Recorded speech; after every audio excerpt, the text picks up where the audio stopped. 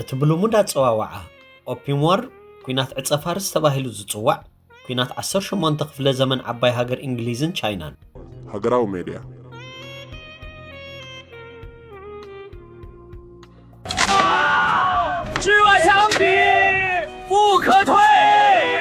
ድሕረ ባይታ ኦፒየም ዋር ትኩረት ዝስሕብን ምስጢራዊ ባህሪ ዘለዎን ኩናት ሰላም ክብራት ተዓዘብተ ሎሚ ብዛዕባ ሓደ ንዓለምና ብፍላይ ድማ ንምብራቕ ኤስያን ንዘለዓለም ዝቐየረ ታሪኽ ቻይናን ምዕራባውያንን ብደም ዝጸሓፈ ፍጻመ ክንርኢ ኢና እዚ ድማ ናይ ኦፒየም ኩናት ወይ ከዓ ኦፒየም ዋር ይበሃል ብዙሕ ግዜ እዚ ኩናት እዚ ብሰንኪ ንግዲ ሓሽሽ ወይ ኦፒየም ጥራይ ዝተለዓለ ዝመስሎ ሰብ ብዙሕ እዩ ግን ምስጢሩ ካብኡ ዝዓመቐ እዩ እዚ ኩናት እዚ ናይ ክልተ ዓበይቲ ስልጣኔታት ማለት ናይ ሃፀያዊ ቻይናን ተስፋሕፋሒት ዓባይ ብሪጣንያን ናይ ባህሊ ናይ ቁጠባ ናይ ሓይሊ ምስፍሕፋሕን ውጽኢት እዩ ነይሩ ሎሚ ብዚ ቪድዮ እቶም ኣብ መጽሓፍቲ ታሪኽ ዘይትንከፉ ምስጢራትን ውዲታቶምን ክንገልጽ ኢና ክሳብ መወዳእታ ምሳና ጽንሑ ቀንዲ ትሕዝቶ ቀዳማይ ክፋል እቲ ምስጢራዊ ዓንኬል ንግዲ ኣብ መበል 18 ክፍለ ዘመን ሃፀያዊ ቻይና ስልጣኔ ቺንግ ኣብ መላእ ዓለም ኣዝያ ሃብታም ትበሃል ሃገር ነበረት ምዕራባውያን ብፍላይ ድማ እንግሊዝ ካብ ቻይና ሻሂ ፍንጁል ፖርሲሌን ድማ ሓርጭ ክገዝኡ ዓቢ ባህጊ ነበሮም እንተኾነ ግን ሓደ ዓቢ ጸገም ነበራ ቻይና ካብ ወፃኢ ሃገር ዝመጽእ ዝኾነ ፍርያት ኣይትደልን ነበረት ሃፀይ ቻይና ንድሌት እንግሊዝ ክምልስ እንከሎ ንሃገርና ኩሉ ነገር ኣለዋ ካብ ወፃኢ ዝመጽእ ፍርያት ኣየድልናን እዩ ኢሉ ንንግስቲ እንግሊዝ ጸሓፈላ ቻይናውያን ነቲ ሻሂ ጥራይ ብብሩር ሲልቨር ክሸጡ ከም ዘለዎም ገበሩ እዚ ድማ ንቁጠባ ዓዲ እንግሊዝ ዓቢ ክሳራ ስዕበላ ብሩር ድማ ክውዳእ ጀመረ ኣብዚ እቲ ምስጢራዊ ውዲት ዝጅምር ብሪጣንያ ሓደ ሓደገኛ ውልቀ መደብ ኣውፅአት እታ ብሪጣንያ ትመሓደር ዝነበረት ሃገራት ህንዲ ናይ ትሽዑ ግዜ ማለት እዩ ኦፒየም ወይ ሓሽሽ ብብዝሒ ከም ዝፈሪ ገበረት ድሕሪኡ ነዚ ዕፀ ፋርስ ብምስጢርን ብዘይሕጋዊ መንገድን ናብ ቻይና ከተእትዎ ጀመረት እንግሊዝ ነቲ ሓሽሽ ትሸጦ ብሩር ትቕበል በቲ ብሩር ድማ ሻሂ ትገዝእ እዚ ሰለስተ ኣዊ ምስጢር ዓንኬል ንድሕነት ዓባይ ብሪጣንያ ትንፋስ ክህቦም እንከሎ ንህዝቢ ቻይና ግን ናብ ደልሃመ ተእተዎ ካልኣይ ክፋል እቲ ሕቡእ ዕንወት ኣብ ውሽጢ ሒደት ዓመታት እቲ ምስጢራዊ ንግዲ ኦፒየም ኣስፋሕፊሑ ሚልዮናት ቻይናውያን ካብ ተራ ሰራሕተኛታት ክሳብ ሰበ ስልጣን ናይ ዝሓሽሽ ኡስራት ወይ ከዓ ኣዲክትድ ኮኑ ቁጠባ ቻይና ተናወፀ እቲ ብሩር ኩሉ ኣብ ኢድ እንግሊዛውያን ክፈስስ ጀመረ ኣብ 1839 ሃፀይ ቻይና ሓደ ቁራጽ ሰብ መዘዘ ንሱ ድማ ሊን ሱፁ ይበሃል ሊን ናብ ከተማ ጓንዙ ካንቶን ብምኻድ ነቲ ምስጢራዊ ኔትወርክ መሸጣ ሓሽሽ ኣፍረሶ ንእንግሊዛውያን ነጋዶ ኣሲሩ ልዕሊ 1 ሚልዮን ኪሎግራም ኦፒየም ሒዙ ኣብ ባሕር ብጨውን ኖራና እትዩ ኣዕነዎ ሊን ንንግስቲ ቪክቶርያ ንግስቲ እንግሊዝ እውን ሕድገት ዘይብሉ ደብዳቤ ጸሓፈ ንስኺ ብሃገር ክትጥቀመሉ ዘይትፈቕድን ዘይትደሊን ከመይ ኢልኪን ኣብ ሃገርና ዝሰድዮ ኢሉ ድማ ሓተታ ግን እታ ደብዳቤ ከይበጽሐት ተረፈት ወይ ድማ ብምስጢር ተዓፈነት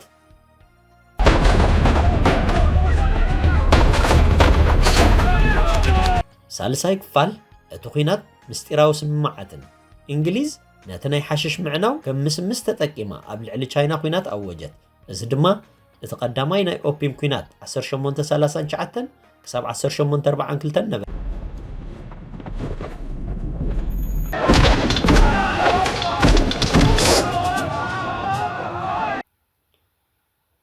እቲ ምስጢር እዚ እዩ እዚ ኩናት እዚ ናይ መሰል ንግዲ ዘይኮነስ ንሓደ ስልጣን ብሓይሊ ብረት ኣንበርኪኽካ ቁጠብኡ ናይ ምቁፅጻር ስልቲ ነበረ ቻይና ብብዝሒ ሰራዊት እኳ እንተነበራ ብሓይሊ ባሕርን ዘመናዊ ብረትን እንግሊዝ ግን ክትወዳደር ኣይከኣለትን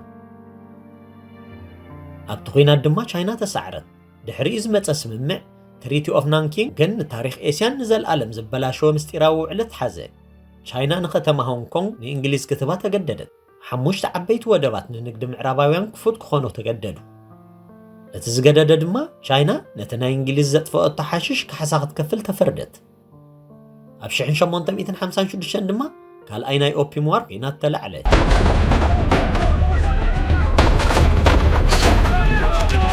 ኣብዚ እዋን እዚ ፈረንሳውን ምስ እንግሊዝ ተሓወሰት እቲ ውፅኢት እቲ ዘደንቕ ናይ ክረምቲ ቤተ መንግስቲ ሳመር ፓላስ ቻይናውያን ብምዕራባውያን ተቓጸለን ተዘርፈን ቻይና ኦፒየም ሕጋዊ ክትገብሮ ተገደደት እዚ ናይ ኦፒየም ኩናት ንቻይናውያን ናይ 100 ዓመት ውርደት ወይ ሴንቹሪ ኦፍ ሂሚሊየሽን ተባሂሉ ይፍለጥ እዚ ፍጻሜ እዚ ቻይና ካብቲ ዝነበረቶ ናይ በይነይ ዓለም እኹል እዩ ዝብላ ተሓሳስባ ወፅያ ንዓለም ብፍርህን ጥርጣረን ክትጥምታ ጀመረት። እቲ ዓቢ ምስጢር እምበኣር እዚ ኩናት እዚ ንባህሪ ዘመናዊ ቻይና ዝቐረጸ ምዃኑ ይንገር። ሎሚ ቻይና ኣብ ኣህጉራዊ ፖለቲካዊ ብነብስኻ ምሕደራ ዝብል ዱልዱል መርገፂ ኣለዋ። ካብቲ ኣብ ናይ ኦፒየም ኩናት ዝቐሰመቶ መሪር ታሪክ ዝነቐለ እዩ። ቻይናውያን ዳግማይ ብምዕራባውያን ክዋረሩ ኣይደልዩን። ኣብዚ ሕጂ እዋን ቻይና በፂሓቶ ዘላ ብራኸ ህዱእ ግን ድማ ርዝነት ዘለዎ ፖለቲካዊ ኸይዲ። ሎሚ ኣብ ፖለቲካ ዓለም ዓብዪ ጸላዊ ሃገር ኮይና ዘላ ቻይና ኣብዚ እዋን ካብቶም ዓበይቲ ተዋሳእቲ ፖለቲካ ዓለም ሓንቲ እያ። ንሳ ኣብ ጉዳይ ወፃኢ ትኽተሎ መርገፂታትን እስትራቴጂታትን ድማ ንመጻኢ ኩሉ ዓለም ዝውስን ኮይኑ ኣሎ።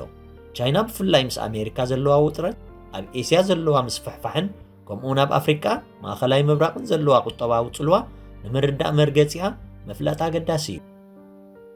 ሓደ ልዕላውነት ኢድ ዘይምትእታው። ቀዳማይን ዋናን መሰረት ፖለቲካ ቻይና ልዕላውነት ኣብ ውሽጣዊ ጉዳይ ካልኦት ሃገራት ኢድካ ዘይምእታው ዝብል እዩ። መንግስቲ ቻይና ነብሲ ወከፍ ሃገር ናታ ስርዓት ናይ ምምራፅ መሰል ኣለዋ ትብል። ከም ጉዳይ ታይዋን፣ ሆንግ ኮንግን ዥንጂያንግን ዝኣመሰሉ ዛዕባታት ከም ውሽጣዊ ጉዳያት ጥራይ ትሪኦም። ካልኦት ሃገራት ብዛዕባ እዚኦም ክዛረቡ ከለዉ ድማ ከም ምግሃስ ልዕላውነት ትወስዶ። ቻይና ንካልኦት መንግስታት ብፍላይ ኣብ ኣፍሪቃን ኤሽያን ክትሕግዝ እንከላ ከም ምዕራባውያን ሃገራት ዲሞክራሲ ተግብሩ ወይ ሰብኣዊ መሰላት ሓልዉ ዝብል ቅድመ ኩነት ኣይትጥቀምን። ካልኣይ ተበግሶ፣ ሓደ መስመር ሓደ መንገድ። እቲ ካልኣይ ዓቢ ዓንዲ ፖለቲካ ቻይና ቁጠባዊ ምትእስሳር እዩ። እዚ ቤልት ኤንድ ሮድ ኢኒሽቲቭ ዝፍለጥ ዓቢ ናይ መሰረተ ልምዓት ፕሮጀክት እዩ። ቻይና ኣብ መላእ ዓለም ብፍላይ ኣብ ታሕተዋይ ክፍሊ ዓለም ወደባት፣ ባቡራት፣ መስመራት ጽርግያን ንምህናፅ ቢልዮናት ዶላራት ተለቀሐ። ዕላምኡ ድማ እዚ ንቻይና ዓለም ለኻዊ ናይ ንግዲ መስመራት ንክትቆጻጸር ፖለቲካዊ ተሰማዕነት ንምስፋሕን ዝሕግዝ ስትራቴጂ እዩ። ምዕራባውያን ግን እዚ ከም ናይ ዕዳ መፈንጠራ ዴፕ ትራፕ ዲፕሎማሲ ኢሎም ይነቕፍዎ።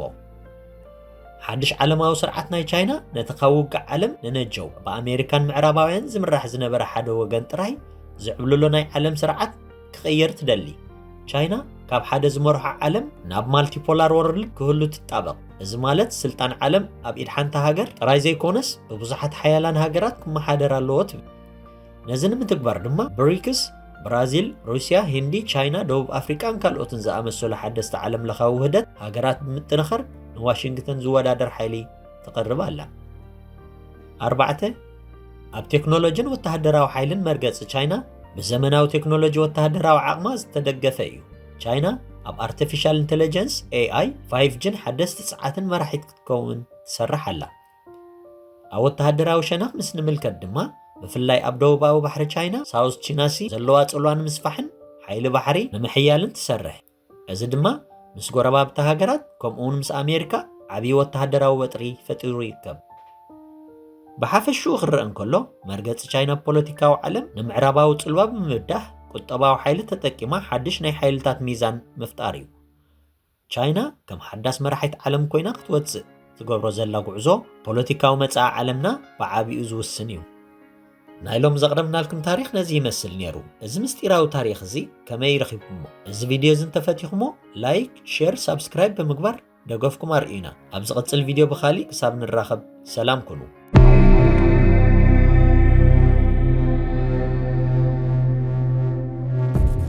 ናሽናል ሚዲያ ዲያስፖራ ሃገራዊ ሚዲያ